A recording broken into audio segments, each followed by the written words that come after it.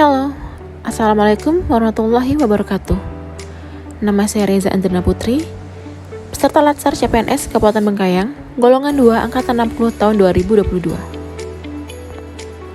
Melalui video ini, saya akan mempresentasikan laporan aktualisasi saya yang berjudul Peningkatan Pengetahuan Remaja mengenai bahaya menikah dan melahirkan di usia muda dengan melakukan penyuluhan di SMA Negeri 1 Samalantan. Selamat menyaksikan. Pelaksanaan aktualisasi ini dilaksanakan pada tanggal 21 September sampai 5 November 2022 di wilayah kerja Puskesmas Samalantan. Ada 7 kegiatan yang saya lakukan. Yang pertama adalah menyusun satuan acara penyuluhan atau SAP. Pada tanggal 21 September 2022, saya melakukan konsultasi dengan mentor dan PJ Promkes mengenai rencana pembuatan SAP.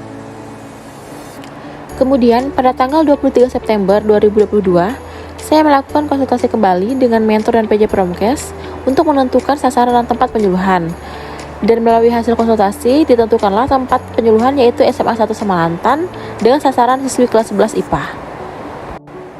Kemudian, tanggal 24 September 2022, saya merevisi dan menyempurnakan SAP sesuai masukan dan arahan mentor dan PJ Promkes. Kegiatan kedua adalah membuat media promosi kesehatan. Pada tanggal 26 September 2022, saya mencari referensi untuk membuat desain leaflet dan PowerPoint. Kemudian, tanggal 27 September 2022, saya menyusun dan membuat desain leaflet dan PowerPoint. Selanjutnya, tanggal 28 September 2022, saya berkonsultasi dengan mentor dan PJ Promkes mengenai leaflet dan PowerPoint yang sudah saya buat. Kemudian, tanggal 29 September 2022, saya menyempurnakan desain leaflet dan PowerPoint sesuai dari arahan mentor dan PJ Promkes. Kegiatan yang ketiga adalah menyiapkan instrumen penilaian. Tanggal 3 Oktober 2022, saya membuat instrumen penilaian yang berupa soal pretest dan posttest dengan tujuan untuk menjadi alat ukur apakah penyuluhan telah tersampaikan dengan benar. Kemudian tanggal 6 Oktober 2022, saya melakukan konsultasi dengan mentor dan PJ Promkes mengenai soal pretest dan posttest yang telah saya buat. Selanjutnya tanggal 7 Oktober 2022, saya melakukan perbaikan atas dokumen sesuai hasil konsultasi dengan mentor dan PJ Promkes. Kegiatan yang keempat adalah melakukan koordinasi dengan pihak sekolah. Tanggal 10 Oktober, saya membuat surat pengantar ke sekolah dengan tujuan untuk melakukan penyuluhan. Kemudian, di hari yang sama, saya melakukan konsultasi dengan pihak TU mengenai surat pengantar yang telah dibuat. Selanjutnya, setelah surat selesai dibuat, saya melakukan kunjungan sekolah dan meminta pihak sekolah untuk menyiapkan peserta dan ruangan. Berdasarkan hasil koordinasi, ternyata tanggal 12 dan 17 Oktober tidak bisa dilakukan penyuluhan karena siswa sedang ujian. Kemudian penyuluhan diundur menjadi tanggal 19 dan 24 Oktober.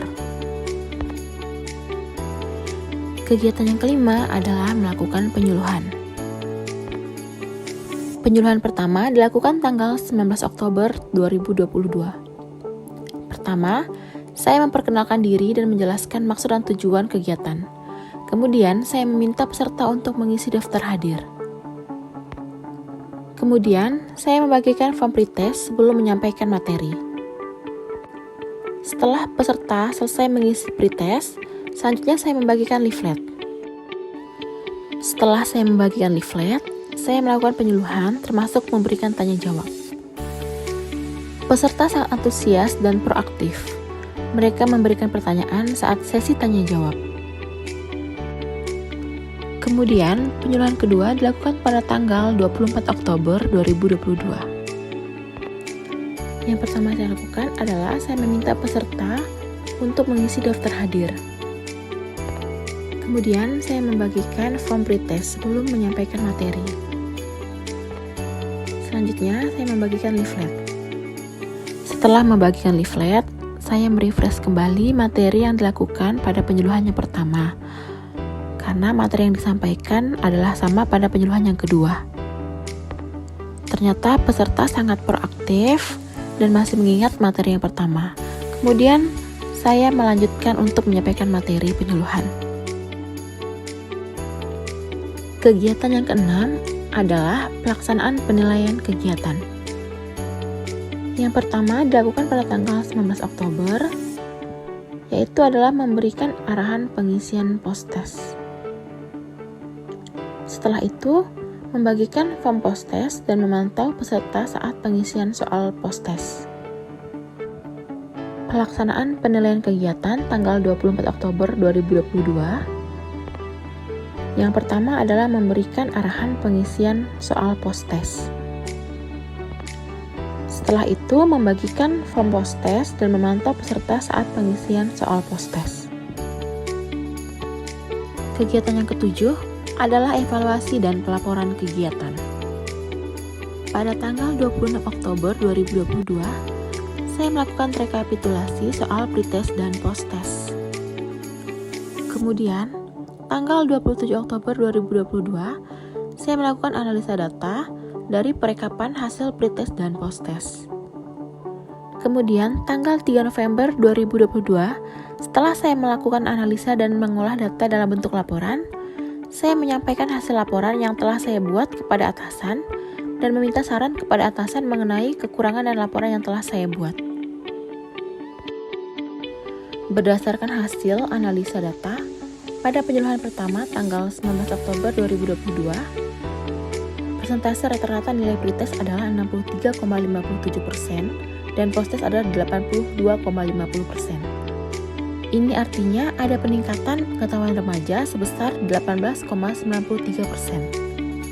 Kemudian pada penyuluhan yang kedua tanggal 24 Oktober 2022, persentase rata-rata nilai pretest adalah 86,07% dan post-test 88,21%. Ini artinya ada peningkatan pengetahuan remaja sebesar 2,14% pada penyuluhan yang kedua. Sekian video presentasi dari saya. Akhir dari video ini, saya akan menampilkan sedikit cuplikan saat saya melakukan penyuluhan. Terima kasih saya ucapkan kepada semua pihak yang telah membantu dan berkontribusi dalam video ini. Akhir kata, wassalamualaikum warahmatullahi wabarakatuh. Salam sehat.